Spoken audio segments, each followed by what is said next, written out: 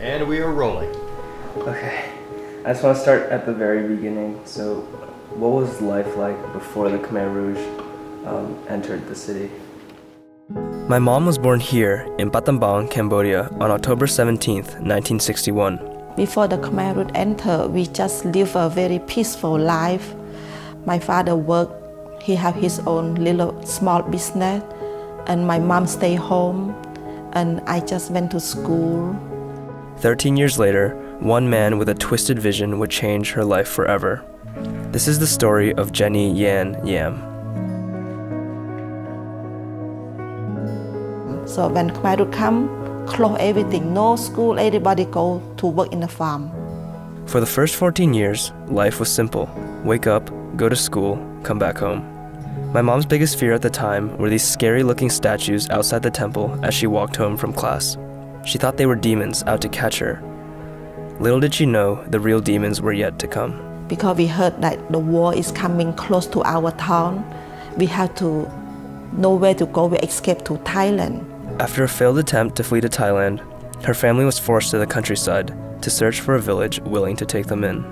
So we moved from village to village. Oh, our village is full. We don't accept any more city people. They were almost out of options, and then they met a family in Janam, a small village 2 hours south of Battambang. And that family nice enough to let us stay. This is the small house that provided my mom shelter and safety. 40 years later, the family welcomes me, like they did my mom, with warmth and love.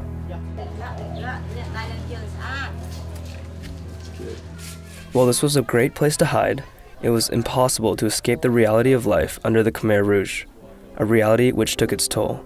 But my mom remembers sleeping here on the floor, and she remembers waking up one night to the sound of her dad crying, and he just was sobbing and just said, "We're gonna die here. We're gonna die here." My father cried so hard because he thought that we're gonna die here. No way we're gonna survive. We didn't have anything. He didn't believe that that the entire family was gonna get out alive in one piece. So we're very lucky. Soon, my mom was ripped from the family and forced into working the rice fields. Like 4 a.m. in the morning, you have to get out, jump into that water, the rice field. After that many months in the water, my skin on my leg become like blister forming. It's so painful. Actually, she was younger than me, a few years younger than me, working in these fields. It's pretty crazy to think. When I was that age, I was just going to Disneyland with my family, just having fun, enjoying my time as a kid. I can't imagine working day and night, just having barely anything to eat, away from your family. My mom's uncle was losing hope too.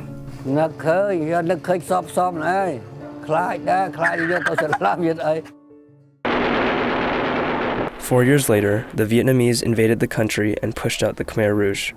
Finally free from the demons, my mom began to search for her parents. So all this time, like 3 years something, I never hear anything from my parents. I don't know how they're doing. I don't know they survive or not.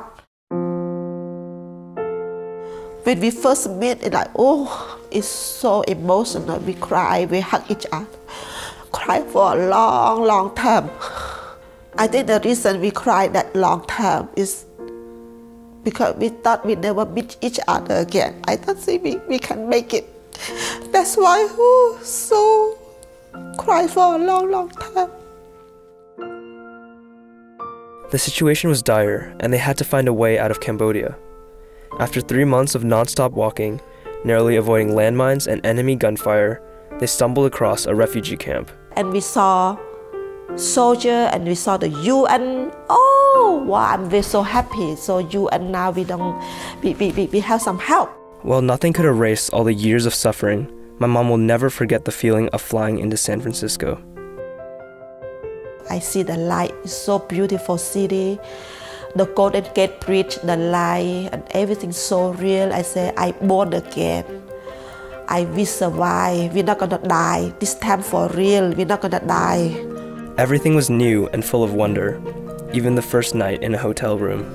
I remember the first time I able to sleep on that mattress. Oh my God, my brother jumped all over the mattress. Oh, and then the toilet and everything. Oh, it's so comfortable. My mom's family persevered. She worked her way through college and earned a graduate degree from USC. To her, there's nothing more important than the very thing denied to her at my age, an education. Get the higher education, the best education you have. And then when you get the education, come back to help the people who need help. Because a lot of people still need your help.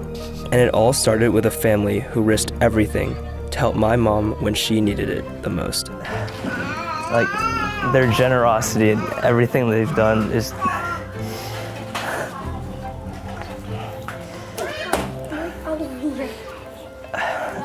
I don't know, I wouldn't be here without them, and I just want to tell their story. That's all I want to do. And I just hope I can do that to the best I can. Yeah. And that's the story of my mom, Jenny Yan Yam.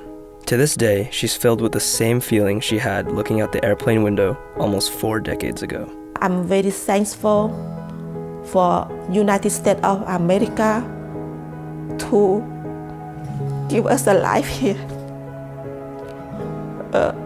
Without this country, we never can do this. Thank you very much.